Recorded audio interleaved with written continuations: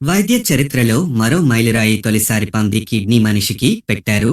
వైద్య చరిత్రలో మరో మైలురాయి. ప్రపంచంలోనే మొట్టమొదటిసారి పంది కిడ్నీని మనిషికి అమర్చారు. అమెరికాలోని మాసాచుసెట్స్కు చెందిన వ్యక్తి పంది కిడ్నీ మార్పిడిని పొందిన మొదటి వ్యక్తి అయ్యారు. జన్యు పరంగా మార్పు చేసిన పంది కిడ్నీని మనిషికి అమర్చడం ఇదే తొలిసారి.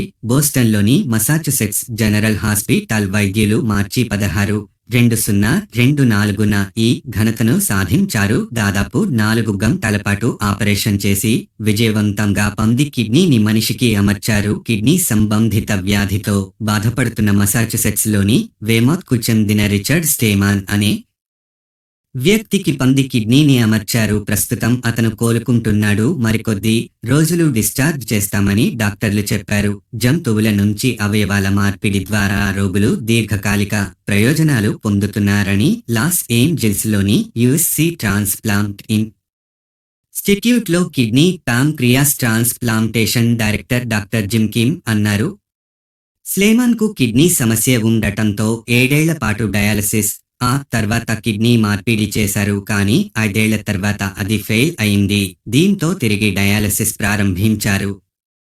పంది నుంచి సేకరించిన మూత్రపిండాల్లో హానికరమైన జన్యువులను తొలగించి మనిషికి అమర్చేందుకు అనుకూలంగా మెరుగుపర్చేందుకు కొన్ని మానవ జన్యువులను జోడించడం, పందుల్లో ఉండే మానవులకు సోకే వైరస్లను తొలగించడం ద్వారా కేంబ్రిడ్జి మసాచుసెట్స్కు చెందిన ఈజెనెసిస్ ఈ స్లేమాన్ కు పంది మూత్రపిండాన్ని అందించారు. మొదట కోతులకు ఈ పంది మూత్ర పిండాలను అమర్చి విజయవంతమైన తర్వాత స్లేమాన్కు అమర్చారు.